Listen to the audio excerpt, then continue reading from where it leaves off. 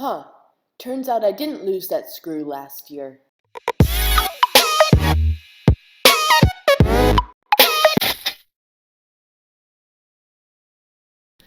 Hello everybody and welcome to my channel. Today we're going to go over some tips and tricks of how to clean and oil your sewing machine.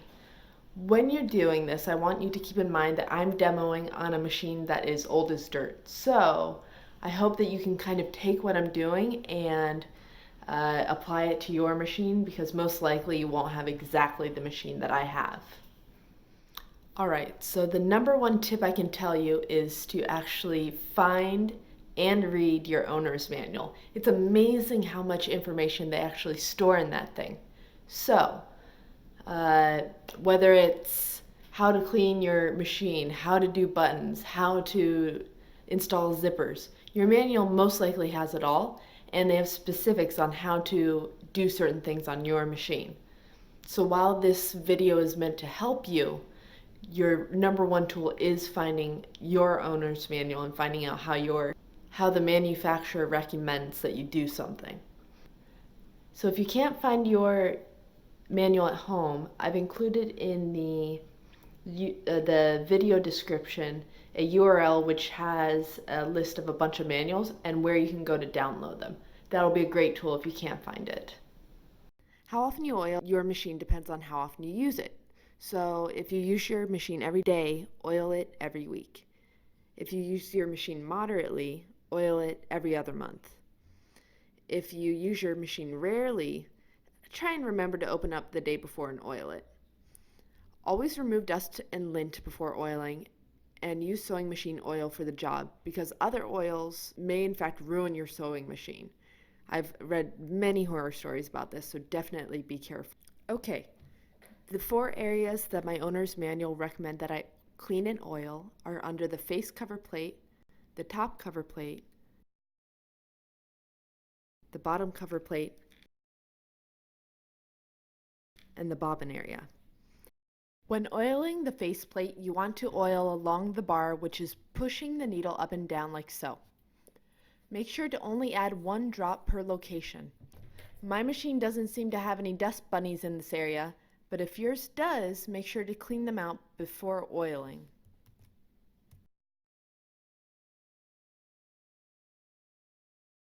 The next step is the area under the top plate. According to my manual, my machine has a lot of spots that require oiling. So let's go ahead and dive in.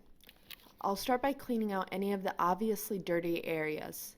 My tool of choice for much of this was a Q-tip and a toothpick. Most of the gunk that I'm attacking is grease, which some people don't clean off, since I believe most machines come pre-greased from the manufacturer. I accessed different parts of the gear by turning the hand crank on the right-hand side of the machine. I'm going to fast forward through this because it's a bit tedious to watch.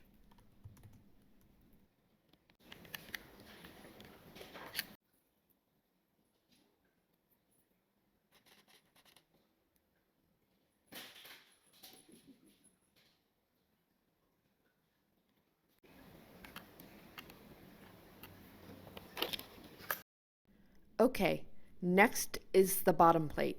To get access, I had to remove the screws. I ended up needing a flathead and a Phillips head screwdriver.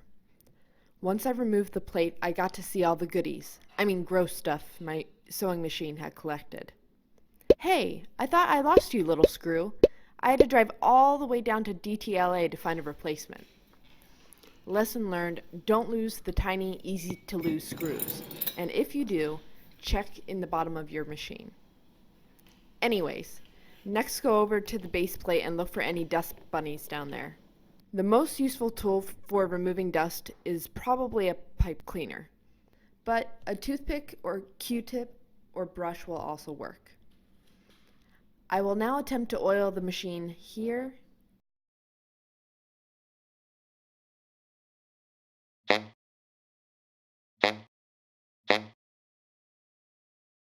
here,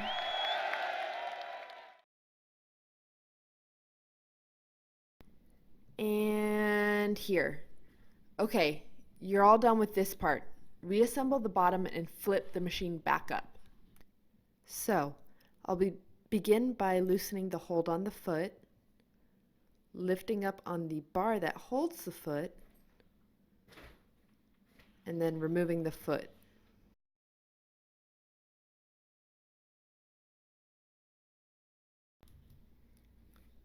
Start by removing the bobbin plate and the needle plate. Removing the bobbin,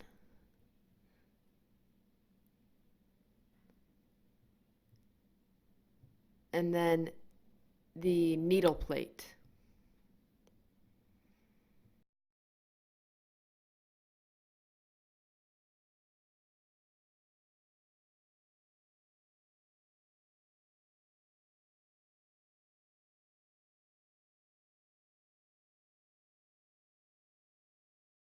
Once it's open, you'll want to remove the bobbin case. Many newer machines allow you to have easier access to the bobbin case, but unfortunately for me, I have to use my screwdriver made for ants to get the bobbin out by unscrewing the two screws here and here.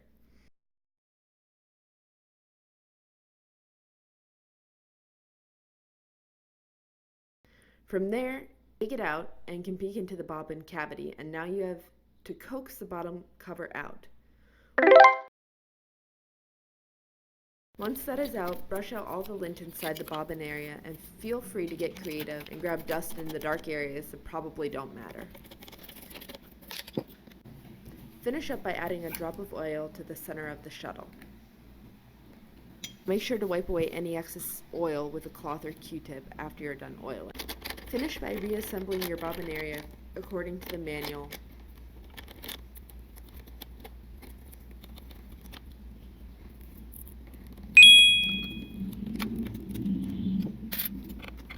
And you should now have a well-oiled machine that is ready to go. Thanks so much for watching, you guys. I hope you learned something, and I want you to go ahead and get out there and start sewing after you clean and oil your machine.